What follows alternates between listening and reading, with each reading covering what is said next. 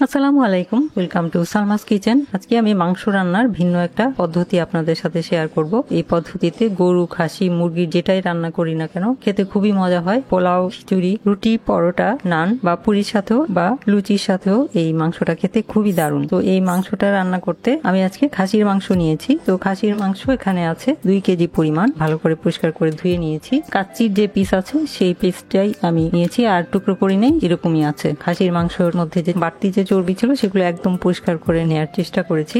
এই খাসি মাংসটা রান্না করতে স্পেশাল একটা মশলা লাগবে, সেই মশলাটা প্রথমে তৈরি করে নিব। সেই মশলাটা তৈরি করতে আমি এখানে নিয়েছি 2টা বড় সাইজের পেঁয়াজ, 2টা রসুন, আর এখানে প্রায় 3 ইঞ্চি পরিমাণ আদা, আর 10 থেকে 12টা কাঁচামরিচ। কাঁচামরিচের ঝালটা বুঝে অথবা যে যেমন ঝাল খেতে পছন্দ করেন সেই অনুযায়ী কমিয়ে বাড়িয়েও নেওয়া যাবে। এখন এই মশলাগুলিকে আমি কেটে নিব। মশলাগুলিকে আমি কেটে নিয়েছি, আদা, পেঁয়াজ, রসুন আর কাঁচামরিচ তো আস্তই থাকবে, সেটাকে আমি বেটে নিব। রসুনের কোয়াগুলিকে আমি এরকম আস্ত রেখেছি, আর পেঁয়াজটাকে কুচি করে নিয়েছি একটু মোটা করে, আর আদাগুলোকে এরকম করে স্লাইস করে নিয়েছি। এবার এগুলাকে কিভাবে বেটে নিই সেটা দেখাবো। ব্লেন্ডারে করা যাবে, তবে পাটায় বেটে নিলে বেশি মজা হয় আর করতেও সুবিধা। চলে যাচ্ছি পাটায়। প্রথমে আমি আদাটাকে মিহি করে বেটে নিব।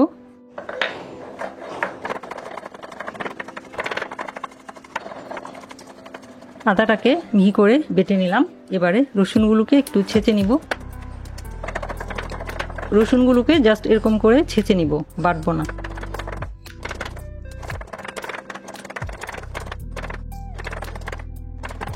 রসুনগুলোকে থেতো করে নিলাম।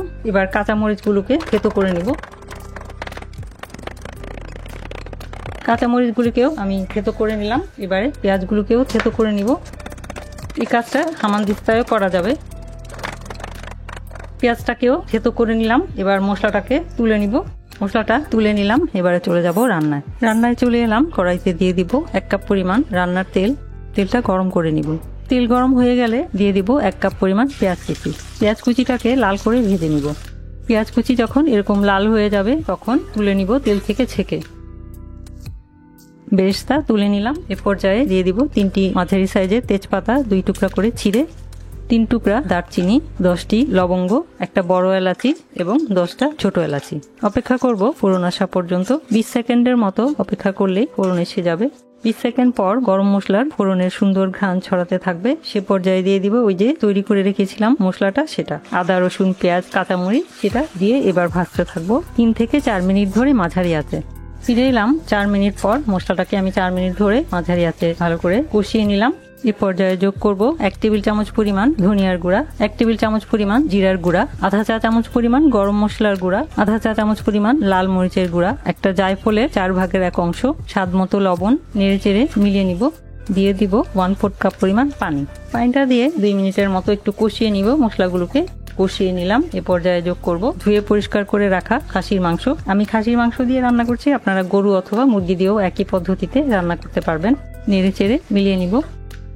নেড়েচেড়ে মিলিয়ে নিলাম। এবার মাঝারি আঁচে ঢাকনা দিয়ে রান্না করব 5 মিনিট। ফিরে আসছি 5 মিনিট পর। 5 মিনিট পর ঢাকনা খুলছি। রান্নাটার এই অবস্থা হয়েছে, মাংস থেকে অনেক পানি বের হয়েছে।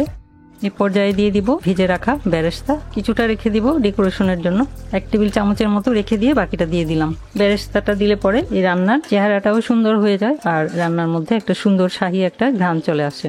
এবার আমি ঢাকনা দিয়ে মাংসটাকে রান্না করব মাঝারি আঁচে আরো 10 মিনিট। এর মাঝে নিশ্চয়ই মাংসটা কষানো হয়ে যাবে। ফিরে আসছি 10 মিনিট পর। আরো 10 মিনিট পর ঢাকনা তুলছি। মশলার সাথে মাংসটা একদম সুন্দরভাবে কষানো হয়ে গেছে। এবার মাংসটা সেদ্ধ হওয়ার জন্য যোগ করব তরল দুধ। যেহেতু এখানে 2 কেজি পরিমাণ খাসির মাংস, তাই এখানে আমি যোগ করব 1 কাপ, 2 কাপ, 3 কাপ পরিমাণ তরল দুধ। নেড়ে চেড়ে দিলাম।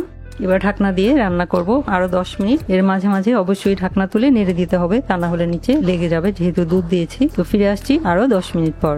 ফিরে এলাম 10 মিনিট পর। দুধ দেওয়ার কারণে কিন্তু উপচিয়ে পড়তে পারে, তাই চুলার আঁচটা মিডিয়াম আর লো এর মাঝামাঝি রেখে দুধ দেওয়ার পর রান্নাটা করতে হবে। যেহেতু ঢাকনা দিয়ে রান্না করতে হবে, সিদ্ধ করার ব্যাপার আছে। তো যাই হোক, আমি চুলার আঁচটা লো আর মিডিয়ামের মাঝামাঝি রেখে দুধ দেওয়ার পর আমি রান্নাটা করছি। তো 10 মিনিট পর ঢাকনাটা খুলছি।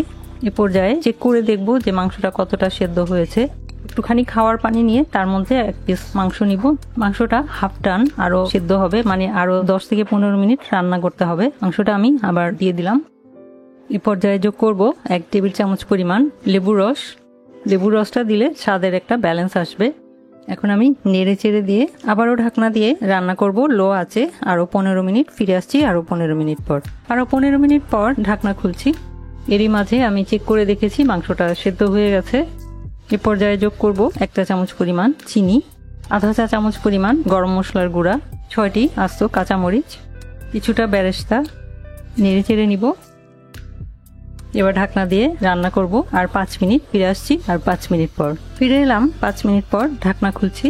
সবার শেষে যোগ করব 2 টেবিল চামচ পরিমাণ টমেটো সস বা টমেটো কেচাপ। নেড়ে চেড়ে মিলিয়ে নিব।